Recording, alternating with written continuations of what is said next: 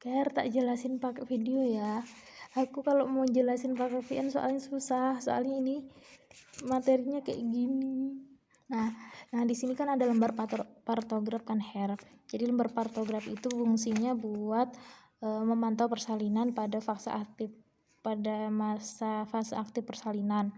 Nah, di sini terdapat data-data pasien dulu yang di atas. Register nama, tanggal, umur, jam, status obstruksi, alamat. Nah, terus yang di sini ada denyut jantung, janinnya ada berapa, nanti ditulis di sini sesuai dengan pemeriksaan. Habis itu di sini ada data untuk mengisi air ketuban. Nah, diisi air ketuban. Nah, kalau air ketuban itu pengisiannya ada keterangannya. Bisa diisi U, bisa diisi J, M, D, atau K. Nah, ini misalnya U itu ketika ketubannya itu masih utuh ditulis U, maka ditulis U di sininya.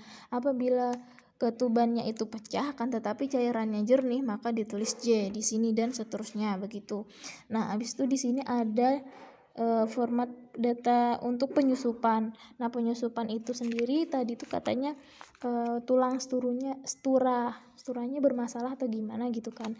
Nah, di sini juga ada formatnya. Nah, biasanya di kasus itu didapatkan misalnya di kasus mulase atau penyusupannya itu +1. Nah, berarti di sini dia bersentuhan. Tulangnya bersentuhan, maka kita tulis di sini 1.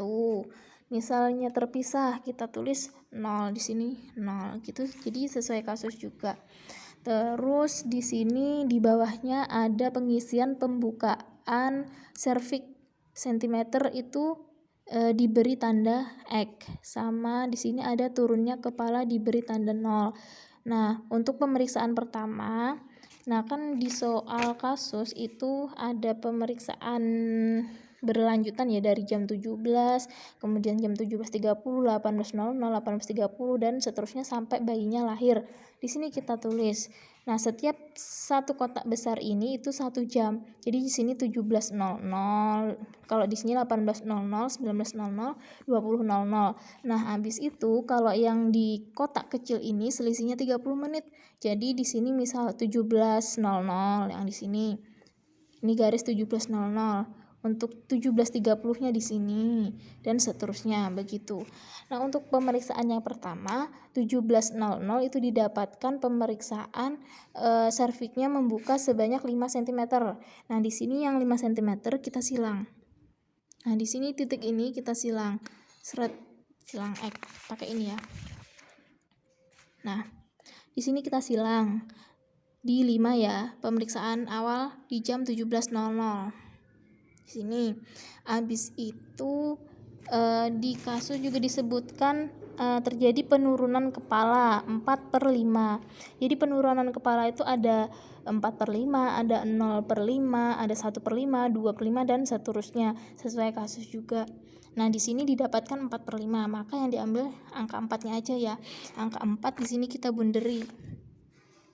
Nah, karena perintahnya diberi tanda 0, maka di sini kita bunderi di angka 4 ya, karena 4/5 sini 0. Dah. Nah, habis itu pemeriksaan selanjutnya di kasus itu didapatkan dua data pembukaan serviks itu di jam 17.00 sama di jam 21.00. Nah, di jam 21.00 ini didapatkan pembukaan serviksnya sebanyak 10 cm sama penurunan kepalanya 1/5. Nah, untuk pengisiannya berarti di sini yang garis ini 21.00, yang di sini kan kita beri tanda silang karena 10 cm maka kita tarik garis yang 10 cm dan di jam 21.00 yang di sini kita beri tanda silang. Habis itu yang turunnya kepala karena di data tadi didapatkan 1/5, maka kita tarik angka yang garis ini 1. Tapi yang di jam 21 kita beri tanda bulat. Nah, habis itu kita tarik grafiknya. Yang X sama X, yang pembukaan serviks kita tarik seret terus yang turunnya kepala kita tarik juga seret gitu. Itu habis itu yang di bawahnya di sini ada data kontraksi tiap 0 menit. Nah, jadi untuk pengasiran kotak-kotaknya ini juga berbeda. Misal kontraksinya itu selama durasinya ya. Ini durasi per detik. Misalnya durasinya didapatkan kurang dari 20 detik, itu kita cara mengarsirnya seperti ini. Kotak-kotak kecil gitu. Diberi titik-titik lah ini. Terus abis itu kalau durasinya 20 sampai 40 itu kita arsir. Terus kalau durasinya tuh lebih dari 40 baru kita blok. Kita hitamin beras semuanya. Nah, di sini di dalam soal ini dimulai dari jam 17.00 kan pemeriksaan awal. Nah, pemeriksaan awal itu didapatkan kontraksinya sebanyak 4 kali dalam 10 menit. Durasinya 20 sampai 30. Durasi 20 sampai 30 ini berarti cara mengasirnya dengan cara seperti ini.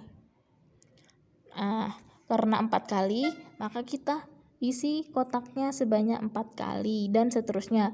Nah, di sini kan di menit 17.00, habis ini di sini menit 17.30, di sini 18.00, 18.30 dan seterusnya sampai jam 21.00. Bayi lahir itu jam 21.30. Di sini nggak diisi. Nah, habis itu yang ini nanti kalau ada datanya bisa diisi. Karena di kasus soal nggak ada datanya nggak usah diisi. Habis cairan obat bisa diisi juga kalau ada datanya. Nah, untuk nadi ini suhu, kalau suhu tinggal ditulis aja suhunya di jam 17.00 misalnya 37 berarti 37. Di sini jam 17.30 berapa dan seterusnya. Tapi gitu. Habis itu untuk pengisian tekanan darah. Tekanan darah di sini cara mengisinya dengan cara menggaris anak panah ke atas dan ke bawah seperti ini. Nah, di dalam soal ini pada pemeriksaan pertama kan jam 17.00. Jam 17.00 didapatkan tekanan darahnya mana? Ini 110/70. Nah, maka yang 110 kita titikin dulu. Habis itu kita beri tanda panah ke atas karena itu sistolnya, menunjukkan sistol. Habis itu diastolnya 70 kita titiki, maka kita beri tanda panah ke bawah. Habis itu kita garis seret gitu. Dan seterusnya kalau ada datanya. Ya, untuk yang nadi, karena nadi di sini perintahnya dititikin, maka kita titikin. Sini titik, titik, titik, titik. Ini nadi juga sesuai dengan kasus yang ini ya. Nah, di sini nadi itu di jam 17.00 didapatkan nadinya 80 kali per menit. Nah, maka kita titikin di sini 80 dan seterusnya. 17.30 itu nadinya 80 juga. Terus kemudian jam 18.00 88 dan seterusnya kita titikin, habis itu kita beri kayak grafik gitu. Nah, gitu. Untuk pengisian volume cairan urin misalnya ada datanya ya langsung diisi aja, misalnya 200 volumenya 200. Nah, untuk yang denyut jantung janin ini juga sama kayak pengisian nadi tadi. Di sini di soal di pemeriksaan awal jam 17.00 didapatkan denyut jantung bayinya 140, seterusnya 140, 144 dan seterusnya. Nah, di pemeriksaan awal yang 140 kita isi ini 140 di sini titik. Habis itu jam berapa lagi? 17. Di sini jam 17.00. Kalau di sini jam 17.30 140, 144, 144 seterusnya sampai jam 21.00. Habis itu kita tarik garis. Udah sih gitu. Semoga bermanfaat. Assalamualaikum warahmatullahi wabarakatuh. Sekian.